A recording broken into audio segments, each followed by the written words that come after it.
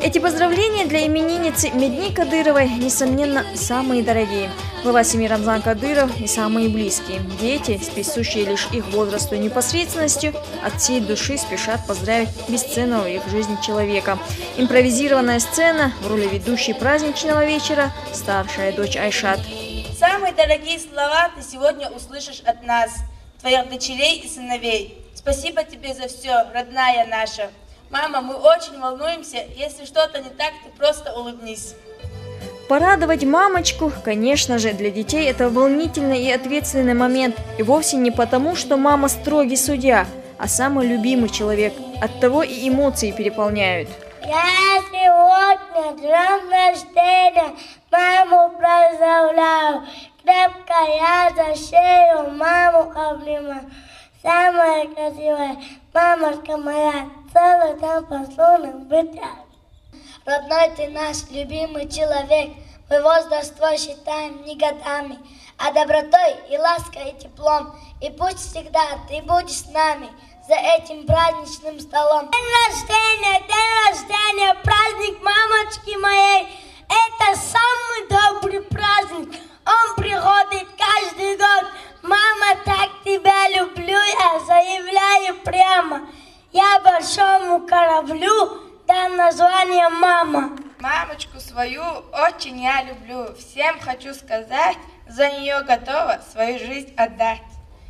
Я любимой мамочке принесу букет самых милых и красивых, самых нежных орхидей. Пусть увидит мамочка, как ее люблю я. Все, что мама хочет, сделать я смогу. Маму, в этом слове солнце свет.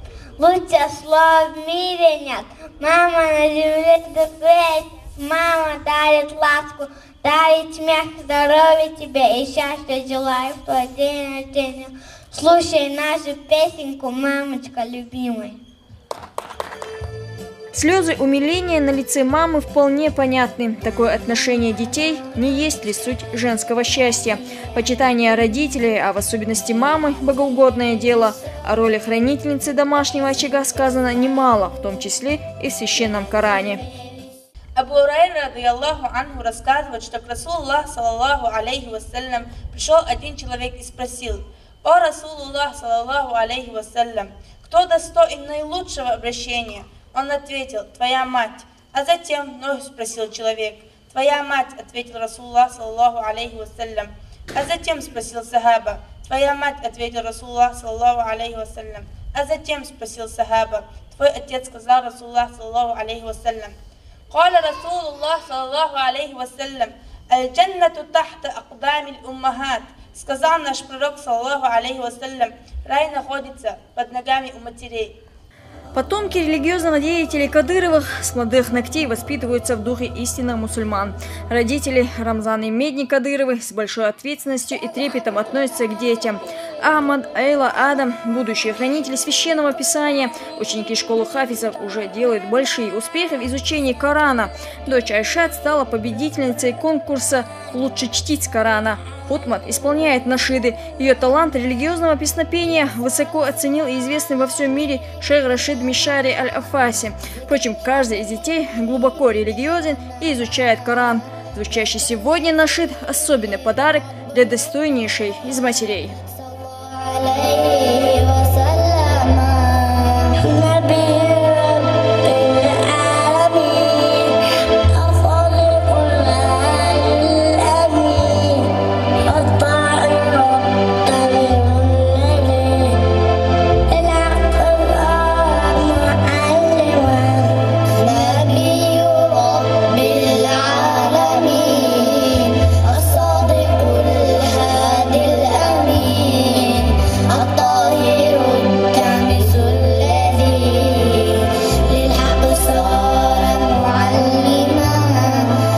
Религиозное песнопение, стихи, постановки и просто теплые слова пожеланий. Каждый из детей постарался от сердца. Такой семейный вечер, можно сказать, самый дорогой подарок для женщины, матери семейства.